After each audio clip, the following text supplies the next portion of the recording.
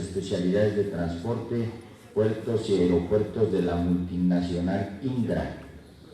Asesor para entes multilaterales como Corporación Andina de Fomento, Banco Interamericano de Desarrollo y Banco Mundial, para los cuales ha participado en el desarrollo de evaluación de proyectos en la implantación de la infraestructura, como es el caso de los sistemas de transporte masivo en Guatemala, San Salvador, El Salvador, Tegucigalpa, Honduras, Metro de Bogotá, Colombia, Trujillo y Arequipa, Uruguay. Actualmente es director general del Centro de Formación Ferroviaria Aroger. Dejo con ustedes al urbanista Matías Ramírez Suárez. Recibámoslo con un fuerte aplauso.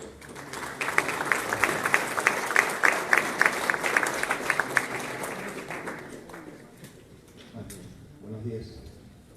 Te voy a agradecer a Colegio de Ingenieros por la oportunidad que nos dan de participar en este evento, sobre todo al ingeniero Raúl Vera, particularmente en el caso de la doctora Patricia Liévanos, que nos puso en contacto directamente con la gente del Colegio de Ingenieros y el ingeniero Raúl Vera. Yo realmente desde que llegué aquí en el año 2007, con eso yo creo que es más un tema reflexivo que una ponencia de cómo vemos nosotros el impacto.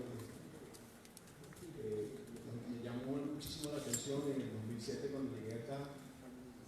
Siempre pasaba por Paseo Toyota y me dieron la referencia cuando empezamos a hacer el estudio a nivel metropolitano de todo el Valle de Toluca, el corredor del Boulevard de las Torres.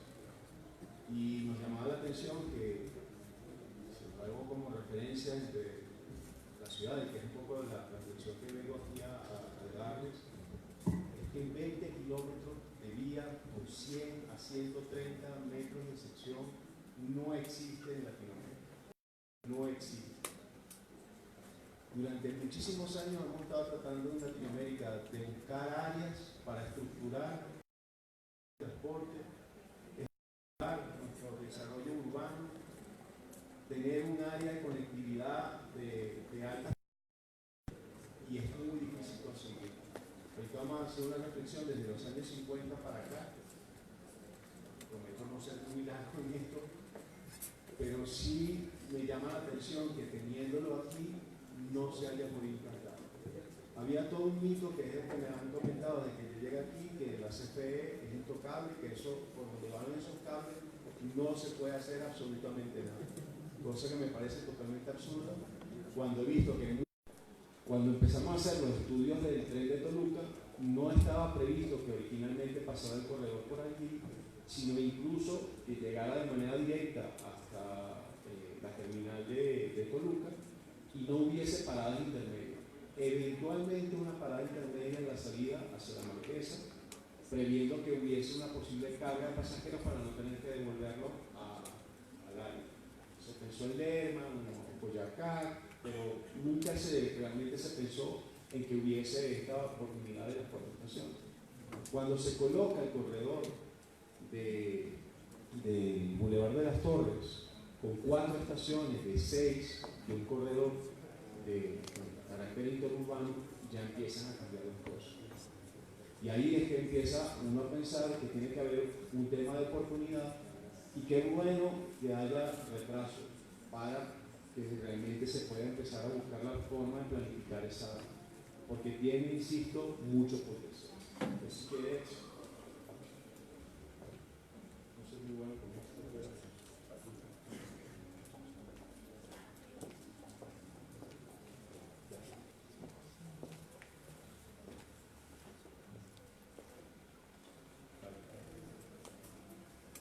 Vamos a ver un tema de avenidas y desarrollo urbano en general, en toda Latinoamérica, en el mundial, de cómo se han venido desarrollando. Todo el tema del auge del desarrollo orientado hacia el transporte.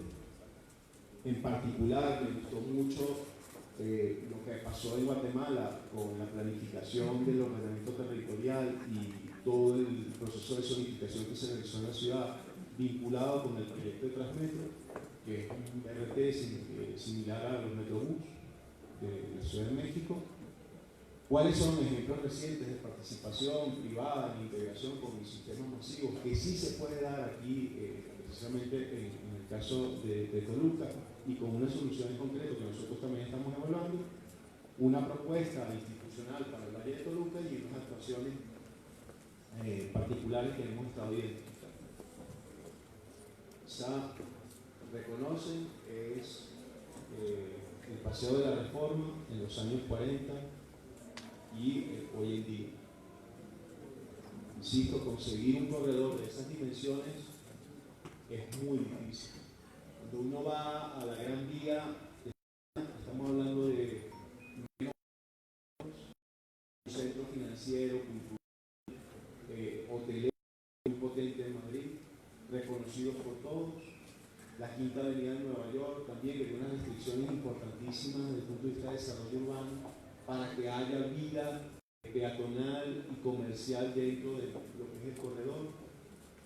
La Avenida 9 de Julio en Buenos Aires, en Argentina, que tiene 1 kilómetro y tanto apenas, con una sección de unos 100 metros, tiene los 10 carriles y hablan de la avenida más amplia de toda Latinoamérica. El caso, primero la construcción de la vía y luego buscar la forma de intervención desde el punto de vista de planeación urbana y de fideicomisos para la construcción de esas intervenciones. Y que yo creo que ese es el tema que es clave, tratar de buscar la forma de canalizarlo al caso de las torres aquí en Toluca. Esto es una referencia en mi ciudad, la avenida Urdaneta, la avenida Isaías Medina Garita o la avenida Victoria, la Fuerza Armada, la Fuerza Combinada, la del Bello. Todas esas avenidas implicaron una intervención importante de desarrollo, de quitar vivienda, quitar inmuebles para construir esas avenidas. Y hubo un tema de planeación importante de cómo desarrollar esas áreas para que pagaran incluso la propia infraestructura, cosa que no vemos en nuestras ciudades hoy en día. Que es insólito que en los años 50 y en los años 60 se realizó y que hoy en día no está pasando. Toda la infraestructura que está sobre el corredor del Boulevard de las Torres nadie la pagó. Y toda la plusvalía que se va a generar a partir de la aparición de un tren, del costo que estamos hablando aquí, nadie lo está pagando, nadie. Y lo va a tener que absorber el Estado. Y eso es una de las cosas que parece insólita, que en los años 50 y en los años 60 se hayan resuelto y que nosotros hoy por hoy no lo podamos resolver. En el caso de la Avenida Paulista, insisto, todos esos desarrollos hoy por hoy cuestan millones. Tener una locación en la Avenida Paulista en San Pablo es de ricos. Un departamento allí puede salir en unos 500, 600 mil dólares para unos 40, 50 metros cuadrados.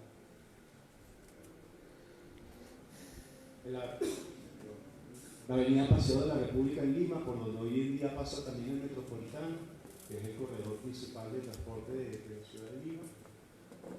Insisto, también tener una locación allí representa una alta inversión. El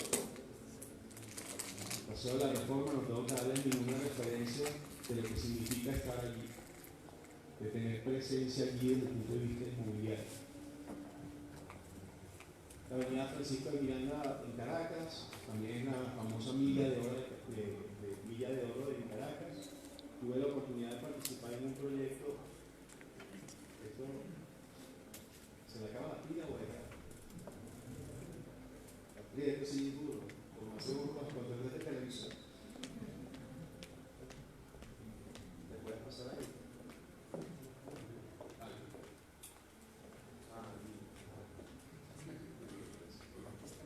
Esto fue un ejemplo de análisis de la avenida Francisco de Miranda. Incluso allí había edificaciones con valor patrimonial y se buscaba la forma de rescatarlo. Pero también había áreas desocupadas que tenían un valor inmobiliario muy potente y que había que buscar la forma de obtener el mayor beneficio y obtener esa plusvalía para, en este caso, el municipio de Chacao.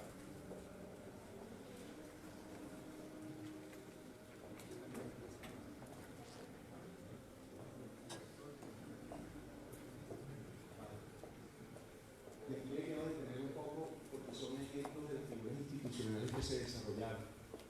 Todos esos elementos que se construyeron para esa avenida y el desarrollo inmobiliario estuvieron vinculados por lo general a un fideicomiso administrado por parte de la autoridad y que gestionaba todo lo que era el desarrollo humano en esa ciudad.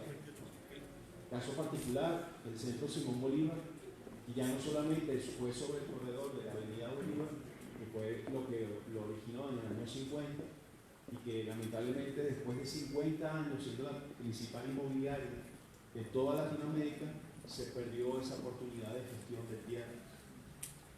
El centro Simón Bolívar gestionaba las tierras de toda la ciudad y canjeaba para poder hacer nuevos desarrollos. De allí salió el centro Simón Bolívar, que es una operación similar al Rockefeller Center en Nueva York, donde se daba buena parte de las entidades gubernamentales, pero además de eso, toda la actividad comercial y toda la actividad hotelera que había vinculada a ese sitio era una renta para el centro Simón Bolívar.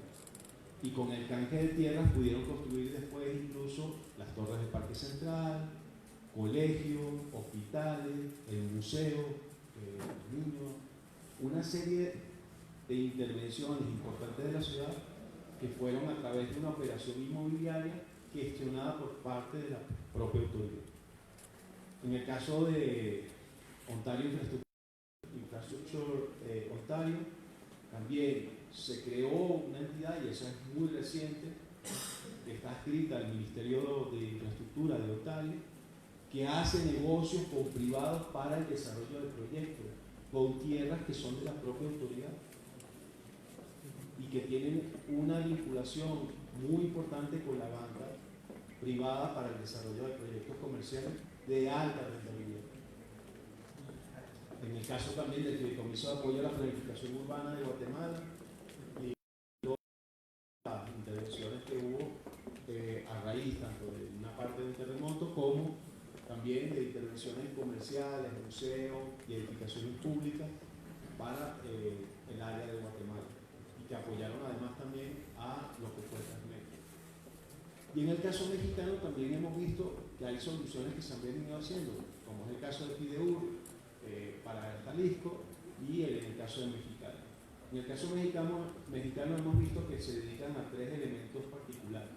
Uno, bien sea para mejoras al casco histórico; otro, que eventualmente es para desarrollo de vivienda de clase baja o clase media; o el tercero, que tiene que ver con la protección a áreas agrícolas que estén cerca. Estos son figuras que están disponibles para que realicemos un benchmark y evaluar cómo podríamos traer esto al caso particular de Perú.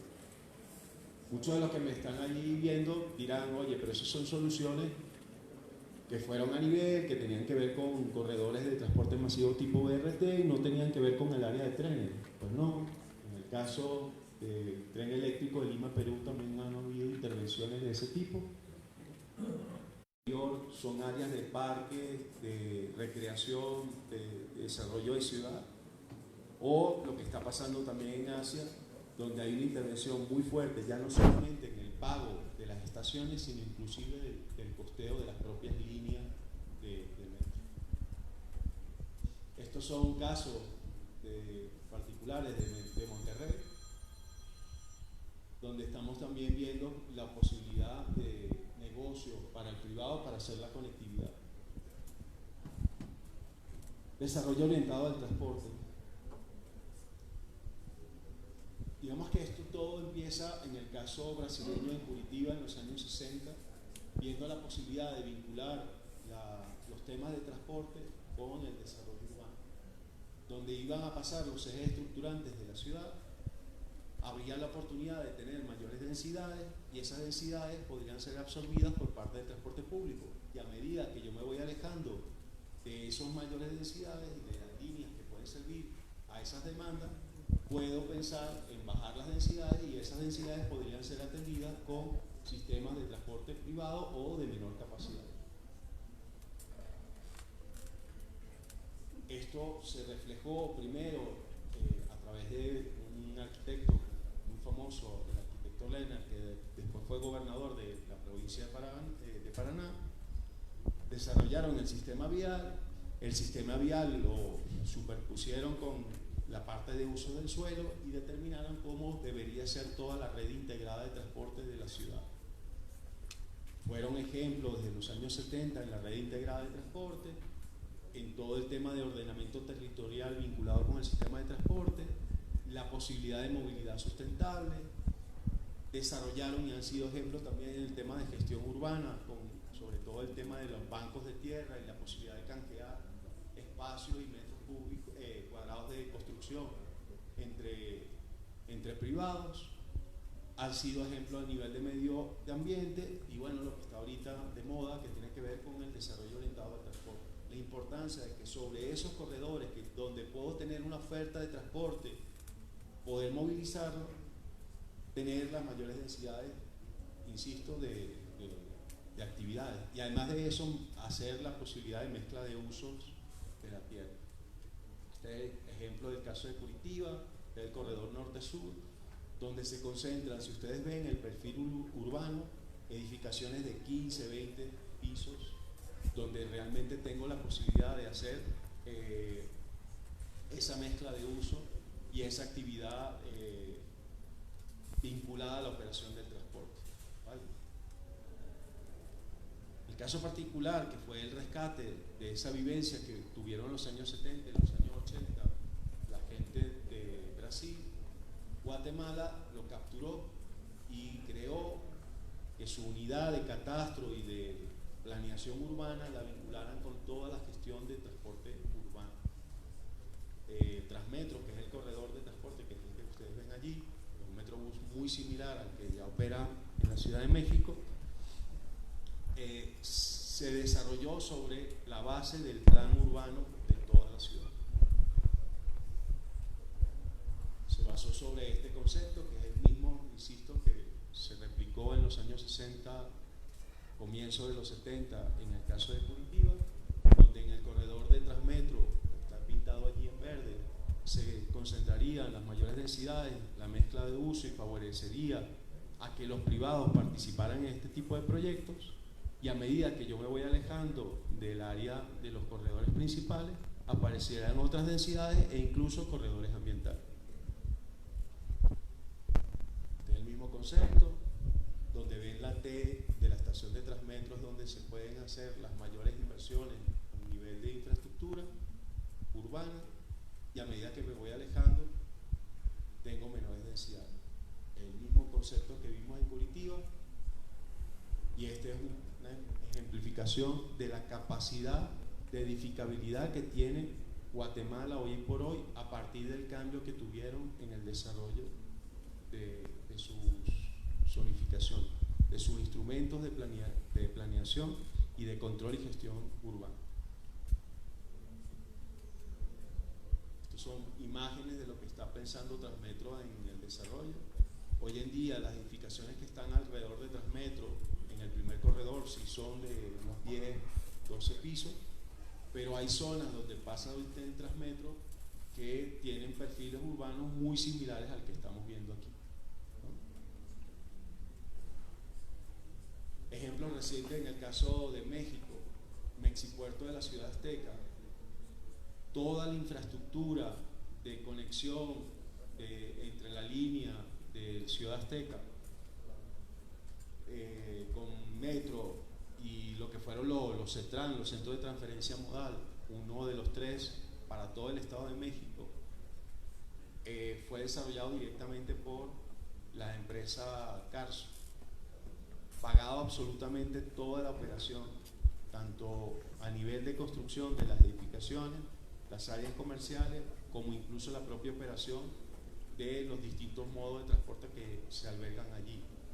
Allí llega Metro, llega Metrobús, el Mexibús, perdón, del Estado de México, llegan rutas convencionales, llegan combis, llegan taxis y hacen toda la operación de transbordo en un área que es comercial y protegida por parte de un privado. Esto es un ejemplo también en Guadalajara con la línea 3, en el grupo al cual pertenecemos hay la oportunidad de conectar la terminal camionera y estamos viendo cómo a través de nuestra operación se paga el CETRAN, que es el área, el centro de transferencia modal de la última estación de la central camionera que está hacia el este de la ciudad de Guadalajara, el sureste, y directamente sería una conectividad con los terrenos de la propia terminal.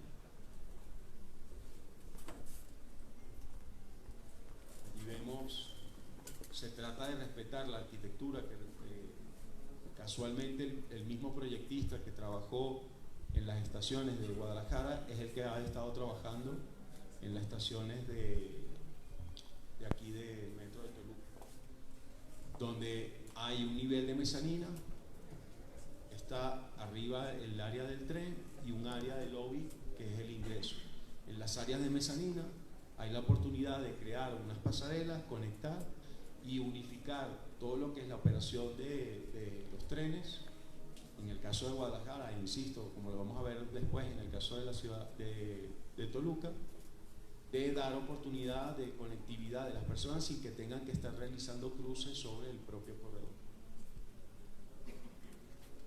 Ustedes son parte de la propuesta del Valle de Toluca e insisto, nuestra referencia es, tenemos 4 estaciones de 6 en un corredor de 20 kilómetros. Insisto, no existe en Latinoamérica corredor con esa longitud. De los corredores de mayor potencialidad en toda Latinoamérica es el paseo de Reforma, y estamos hablando de un máximo de 14 kilómetros en las 3 etapas durante 20 y pico de años que se tuvo que requerir para poder hacer la aplicación del corredor. Ahí están las referencias de los minutos que podrían darse entre cada una de las estaciones, y hay la posibilidad de recorrer 6 kilómetros en apenas 4 minutos. Tener incluso otros corredores de transporte, bien sea a través de ciclovías, bien sea a través de un corredor de BRT que circule paralelo al sistema y que sea alimentador a todo lo que es el área del Boulevard de las Torres. Esto también nos llamó la atención.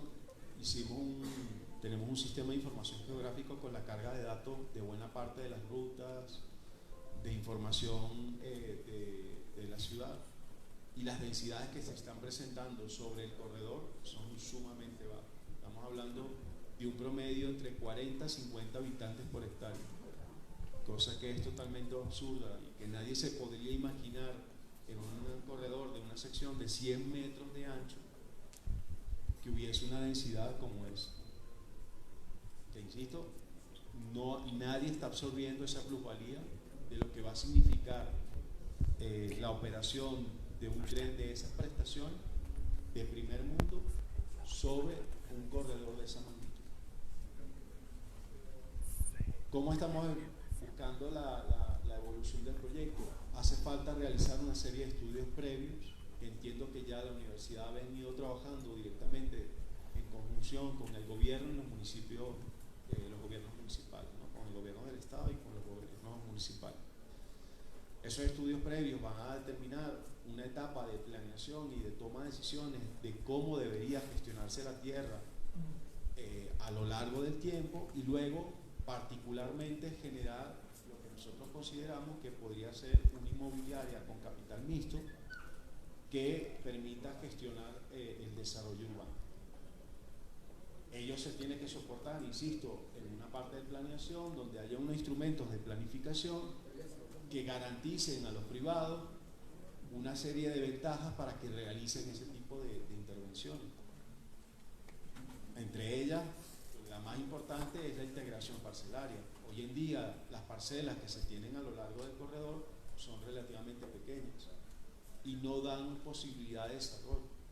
Hemos visto también en los planes urbanos las condiciones de desarrollo que están ahí establecidas no favorecen el que haya inversiones de alto nivel en el corto plazo, con lo cual se va a tener que hacer, que es parte de la intención, un capital semilla, un capital catalizador que permita de alguna manera empezar a hacer los cambios que requiere el corredor, porque solamente pensando que los promotores inmobiliarios o los dueños de las tierras de esa zona van a hacer el impacto, no va a suceder. Si nos garantizamos de parte nuestra que ese tipo de intervención no se va a dar. De hecho, en los estudios que hemos estado viendo por parte de la universidad, nos llama la atención que casi la mitad de las áreas que están alrededor del corredor están desocupadas. Si bien eso representa una oportunidad, si no está bien canalizada, el nivel de especulación de la tierra va a ser brutal. Y realmente el Estado no va a tener la capacidad de controlar lo que va a ir a pasar allí, para que realmente tenga un impacto en el corto plazo. Bueno, esos son datos que nos llamó la atención. Están hablando de 30.000 predios en los 29 kilómetros. Ahí están, además de los 20 kilómetros, los 9 kilómetros que llegan hasta el área del Tupi de Ocoyoacán, ¿no? Existen más de 5.000 viviendas abandonadas, que da un poco también a pensar qué va a pasar con esas edificaciones que están abandonadas cuando una vez aparezca el tren, si nadie tuvo la previsión de aplicar una serie de mecanismos activos como impuestos prediales que eviten que esas áreas caigan en deterioro, o también la posibilidad de instrumentos de carácter pasivo que favorizan a que esas viviendas esos predios empiecen a venderse y a integrarse para generar nuevos desarrollos.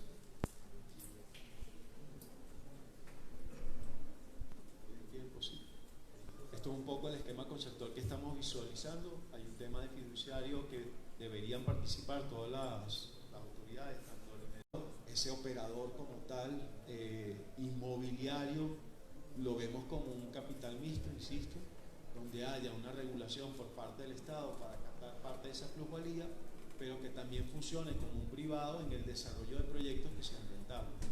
Ahí lo ideal es que haya la participación en un fideicomiso. Ese fideicomiso ingresará dinero público, pero también dinero privado, que permita hacer el desarrollo de todos estos proyectos. Fundamental que haya un consejo consultivo donde participe el Colegio de Ingenieros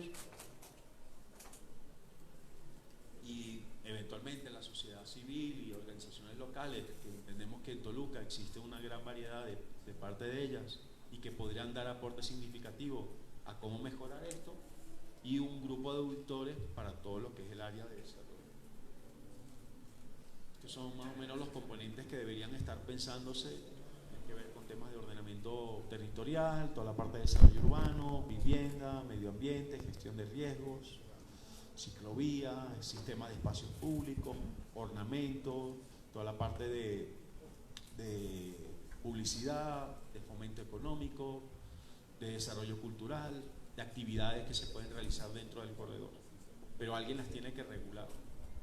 Y esa regulación nosotros no la estamos viendo únicamente de manera aislada o a través de una comisión como se está previendo realizar, sino, insistimos, con la posibilidad de tener un operador de carácter mixto, con participación de capital público y de capital privado, que pueda comercializar sobre las tierras, que pueda generar valor de capital sobre cada uno de los predios que están allí implantados. Esto es un poco la organización sugerida. Vemos una parte de un comité estratégico que fundamentalmente tendrá que ver con las autoridades, una junta supervisora, todo lo que es el componente operativo como tal, dirigido por ese director, un consejo consultivo, unos asesores técnicos que den soporte, una parte de dirección jurídica, una dirección de riesgos. Ahí me detengo también porque hemos visto en el caso de megaproyectos a nivel mundial, como es en el caso francés con Grand Paris, o el corredor de Londres también, de trenes de alta, los trenes suburbanos que se están presentando en Londres. Se ha creado una unidad específica para controlar el riesgo de participación de los privados en los proyectos y de cómo eventualmente mitigar posibles retrasos en obra o posibles intervenciones de carácter político que se puedan desarrollar. Esa dirección de riesgo creemos que es fundamental incorporarla dentro del modelo de negocio que se prevé para implantar en Toluca. También hemos visto un tema de estrategia e innovación. Si queremos que realmente aparezcan piezas arquitectónicas, inmobiliarias de alto valor dentro del corredor, es importante que haya la participación de gente que esté vinculada a la revisión de esos proyectos. En el caso, también insisto, de París, o en el caso de Ontario, como les comentaba, o el caso londinense, o incluso en Chile, que también hemos visto que pasa este tema, hemos visto la importancia de realizar concursos arquitectónicos de desarrollo para buena parte de las piezas que se puedan colocar allí. Pueden haber museos, pueden haber áreas de gobierno que requieren de alguna imagen icónica dentro de lo que es el corredor. Luego estaría toda la parte de gestión y control urbano, la gestión de proyectos, un área de administración y finanzas, contratos y adquisiciones, toda una parte de gestión de unidad de costos, el área de fortalecimiento institucional para financiar programas de fortalecimiento a los municipios y al gobierno del estado en el desarrollo de este tipo de proyectos, sobre todo en el tema en materia catastral y de gestión urbana, un área de planificación para que vayan monitoreando todos estos elementos y una parte que consideramos que es vital, que es la atención al inversionista. Van a haber muchas personas que son propietarias de tierra a lo largo de ese corredor que van a estar interesadas en ver cómo participar y no van a tener la capacidad técnica o financiera de ver cómo tratar de involucrarse con un proyecto. Y a nivel político esto puede tener muchísima potencia de tener una unidad de atención al inversionista, de ver cómo colaborar para que esa persona participe dentro de la operación del negocio. Estas son algunas de las actuaciones propuestas que hemos visto como grupo de parte nuestra, y ya con esto cierro. Hemos visto el tema que es clave, que es la reestructuración de rutas, de ver cómo pasamos buena parte de la alimentación a lo que va a ser el corredor, porque eventualmente los viajes que se van a realizar sobre la ciudad, una parte importante se van a realizar en sentido oeste sobre lo que va a ser el tren de México-Toluca. Hemos visto que gente que hoy en día que va de Sinacantepec a Metepec, hoy en día hace necesariamente un transbordo en el área central. Si a mí me llevan de Sinacantepec con una tarifa integrada hasta la estación de Sinacantepec y de ahí voy a Metepec, y en Metepec tengo otro modo de transporte y me integro totalmente, no tendría ningún problema de realizar el transbordo. Hoy en día ese transbordo se realiza en muy mala condición porque no existe ningún tipo de integración física ni tampoco tarifaria. La intención es que existan ambas en la conectividad del sistema.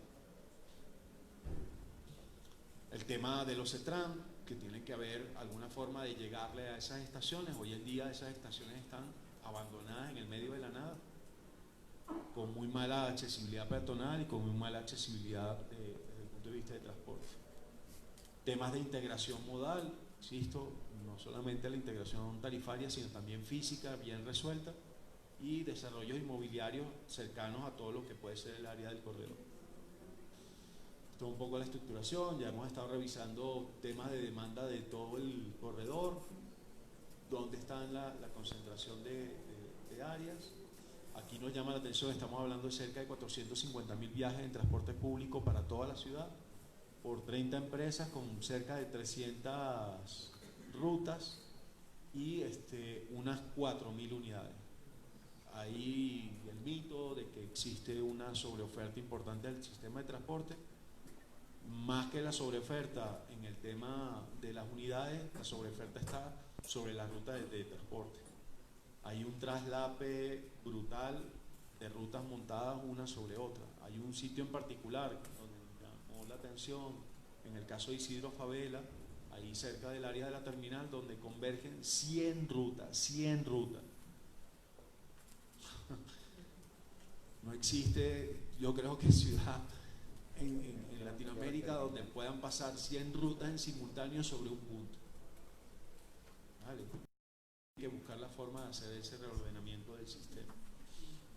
Estas son las 4 cuencas que tienen que ver con cada una de las estaciones, cosa que ya comentaba Juan sobre la importancia que va a tener Lerma en el cambio de en el modelo de patrones de viaje que va a haber en la ciudad a partir de donde Lerma va a pasar a ser la puerta de salida ya no solamente del Estado de México, sino incluso de la Ciudad de México. Observatorio va a ser un área de concentración importante de viaje, y eventualmente los viajes que son de carácter interurbano podrían llegar a ser trasladados al área de Lerma. O, como bien estaba comentando nuestro ponente anterior, en el área del aeropuerto también va a haber un cambio importante de patrones de viaje con la captación de nuevas personas que van a ingresar a la ciudad. Estamos hablando que en rutas alimentadoras por estación hay posibilidad de tener unas 109 rutas de las 300 que hay alimentando todo el sistema. Buena parte de ellas van a estar todas concentradas en el caso de Pino Suárez, estamos hablando de 45, y algo que nos ha llamado la atención es que en Lerma buena parte de las rutas que existen son solamente llegadas en sentido este-oeste, pero no existen rutas en sentido norte-sur que permitan darle potencialidad al caso de Lerma, ¿no? Y más aún previendo lo que va a pasar con el aeropuerto, donde inclusive se ha estado pensando en crear un ramal desde Lerma hasta el aeropuerto con el ferrocarril. Esto es un poco el esquema conceptual en general de cómo podrían funcionar los CETRAM y cómo van a ser las llegadas. Ya hay una primera visión de cómo podrían desarrollarse los centros de transferencia. Hubo inicialmente una concentración importante de área de estacionamiento, de la cual nosotros no estamos de acuerdo. No debería ser un área de concentración de viajes de transporte privado en principio, sino que también debería haber la posibilidad de tener nuevas conexiones de transporte público. Entonces, en el caso particular de Sinacantepec, todo lo que es el suroeste del Estado de México va a tener una representación importante de llegada hacia esa zona.